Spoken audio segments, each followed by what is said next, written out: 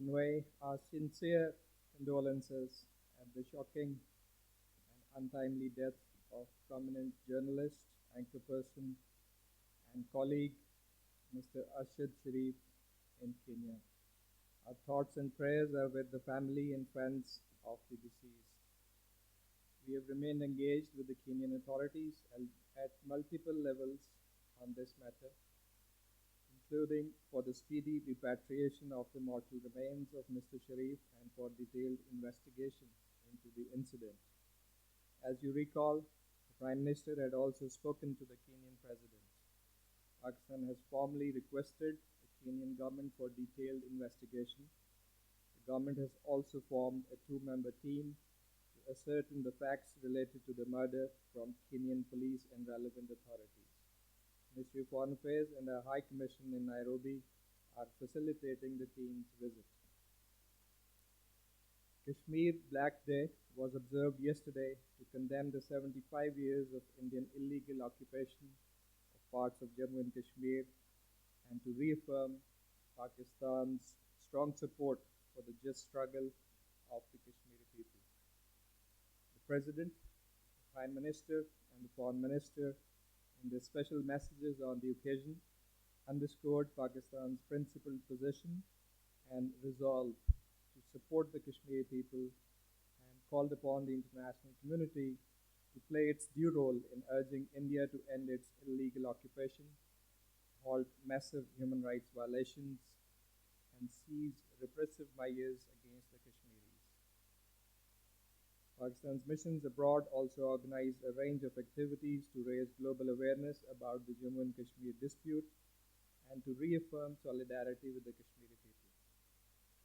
A special Kashmir Solidarity Walk was initiated from the Ministry of Foreign Affairs, which was led by Minister of State for Foreign Affairs, Hina Rabbani Khar, from the Foreign Office, and later joined by other dignitaries, including the advisor to the Prime Minister on Kashmir Affairs, Mr. Kamal Zaman Kaira. The Foreign Secretary briefed the resident ambassadors of OIC, P5, and European countries on the egregious human rights situation in IIOJK, as well as India's continued efforts to bring about demographic changes in IIOJK and to deny the Kashmiris their inalienable right to self-determination. The Foreign Minister addressed letters to the President of the UN General Assembly, President of the Security Council, the UN Secretary General, the High Commissioner for Human Rights, and the OIC Secretary General to apprise them of the grave situation in IIOJK and India's continued denial of the right of self-determination to the people of IIOJK for more than 7 decades. The situation remains grave, meanwhile, in the Indian illegally occupied Jammu and Kashmir. We condemn the recent killings of civilians in fake encounters in Shopian and Kupwara district. Also condemnable is the stopping of Kashmiri photojournalist Sana Irshad Mattu at Delhi airport to prevent her traveling to New York to receive her Pulitzer Prize. We are seriously concerned over the recent attack and ransacking of the All Parties Hurriyat Conference head office in Srinagar by Hindutva fanatics supported by the Indian Army. Such brutal acts cannot subdue the Kashmiris' resolve for freedom. Here I would like to convey condolences on the passing away of former chairman, All Parties Hurriyat Conference, Maulana Abbas Ansari, after a prolonged illness in Srinagar on 25th October. He spent years behind bars for his relentless struggle for the right to self-determination of the Kashmiri people. The alarming state of human rights in IIOJK and the brutal treatment of minorities in India are a matter of serious concern for the international community. You must have seen the remarks by the UN Secretary General during his recent visit to India, whereby he also reminded India of its responsibility towards global human rights and to protect and promote the rights of all individuals, including members of minority communities. As you would have followed, Prime Minister Shehbaz Sharif visited Riyadh on 24th October on the invitation of His Royal Highness Prince Mohammed bin Salman, the Crown Prince and Prime Minister of the Kingdom of Saudi Arabia. During the visit, the Prime Minister held consultations with the Saudi Crown Prince. Both leaders reaffirmed their commitment to enhance bilateral ties and fraternal bonds between the two countries. The Prime Minister also attended the Saudi Future Investment Initiative Summit, where in his address he noted that clean energy potential would be the new driver of economic prosperity and stressed upon the world community to come forward and support these joint efforts.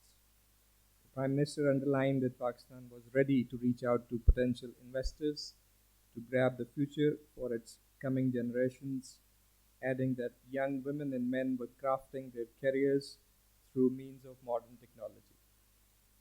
You would have seen our statement condemning the terrorist activities perpetrated by the Houthis in violation of UNSC resolutions against the Kingdom of Saudi Arabia and reaffirming our strong support for the sovereignty and territorial integrity of the Kingdom of Saudi Arabia, as well as the Kingdom's efforts for achieving a peaceful settlement in Yemen.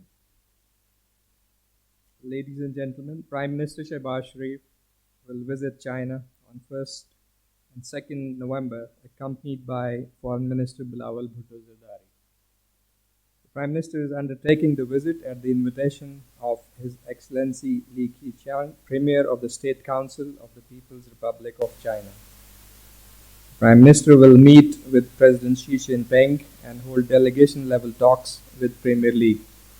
The two sides will review the all-weather strategic cooperation partnership and exchange views on regional and global developments. The Prime Minister's visit is also expected to advance wide-ranging bilateral cooperation agenda with the conclusion of a number of MOUs and agreements in diverse fields and consolidate the momentum of CPEC cooperation in the wake of the 11th meeting of CPEC Joint Cooperation Committee that was held yesterday, in which both sides expressed satisfaction over the ongoing projects and the CPEC, while several new projects were also proposed. Last week, the Prime Minister and the Foreign Minister also congratulated President Xi on his re-election as CPC's General Secretary for the third term. On 25th October, U.S. Ambassador Donald Blum called on the Foreign Minister. They discussed rehabilitation of flood-affected people, advancement of mutual relations, and further enhancement of trade relations between the two countries. We also appreciate the additional $30 million assistance for flood response by the U.S. Just to recall, last week, in its plenary meeting held in Paris, the Financial Action Task Force decided by consensus that Pakistan has completed all substantial technical and procedural requirements of both the 2018 and 2021 action plans. And as a result, Pakistan has been taken out of the list of jurisdictions under increased monitoring with immediate effect. The Minister of State for Foreign Affairs and Chairperson, National FATF Coordination Committee, Hina Rabbani Kar, led the Pakistan delegation to the FATF plenary. On 21st October, the Minister of State also held a press conference post-FATF plenary to congratulate the entire nation on this significant development. During his visit to France, the MOS also held a number of interactions with high-ranking French officials, besides engaging with media, scholars, and think tanks.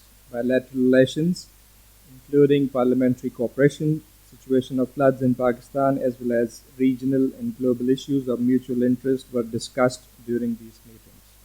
Thank you.